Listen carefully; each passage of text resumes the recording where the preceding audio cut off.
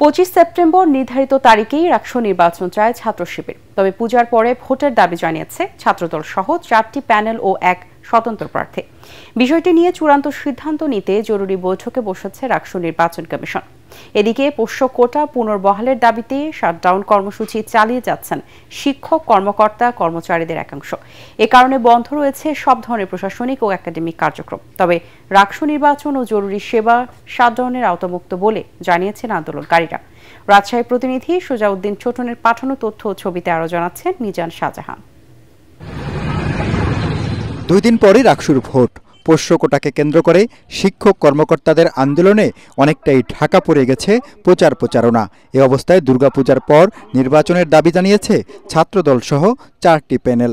ক্যাম্পাসের অস্থিতিশীল পরিবেশ, কমপ্লিট শাটডাউন, পূজার ছুটি সব বিবেচনা করে রাকসু নির্বাচন কমিশনারকে পরবর্তী পদক্ষেপ অতি দ্রুত নিতে হবে। ভোটারদের উপস্থিতির কথা বিবেচনা করেন, সেই ক্ষেত্রে আপনারা বোঝার চেষ্টা করেন এবং নির্বাচনটা আমি চাই দুর্গাপূজার পরেই হোক। এ দাবির সঙ্গে একমত নয় শিবির।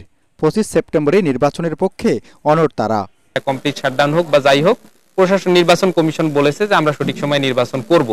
এই কথাটা শুনলে শিক্ষার্থীরা 2 দিন স্যাক্রিফাইস করে থাকতে রাজি আছে। এদিকে পোষ্য কোটাকে কেন্দ্র করে আন্দোলনে উত্তাল রাজশাহী বিশ্ববিদ্যালয়। সকালে ক্যাম্পাসে মানববন্ধন ও অবস্থান কর্মসূচি পালন করেন আন্দোলনকারী শিক্ষক, কর্মকর্তা ও কর্মচারীরা। ঘটনার সঙ্গে যারা সম্পৃক্ত তাদের কালকের মধ্যে যদি ব্যবস্থা বিশ্ববিদ্যালয় গ্রহণ না করে, আমরা কালকে দিয়েছি শাটডাউন, যদি ব্যবস্থা গ্রহণ না করে পরের দিন থেকে অনির্দিষ্টকালের জন্য বিশ্ববিদ্যালয়ে আমরা শাটডাউন ঘোষণা করেছি। তবে স্বাভাবিক রয়েছে রাকসু নির্বাচনের প্রচারণা। চলছে ভোট আয়োজনের প্রস্তুতি। বোঝা যাচ্ছে না যে রাকসু নির্বাচন 25 তারিখে হবে কি হবে না, নাকি পেছাবে, নাকি আপাতত স্থগিত করবে। রাকসু নির্বাচন নিয়ে জরুরি বৈঠক করেছেন প্রধান নির্বাচন কমিশনার অধ্যাপক এম নজরুল ইসলাম। বৈঠকে রাকসু নির্বাচনের নানা দিক নিয়ে আলোচনা হয়। পোষ্য কোটা না রাখার পক্ষে ছাত্রদল, শিবির সহ সাধারণ শিক্ষার্থীরা। তবে শিক্ষক কর্মকর্তাদের একাংশ কোটার পক্ষে। সিন্ডিকেট কোটার বিষয়টি আপাতত স্থগিত রাখার সিদ্ধান্ত নিলেও তা প্রত্যাখ্যান করে আন্দোলন চালিয়ে যাচ্ছেন তারা। Bureau report, ATN Bangla.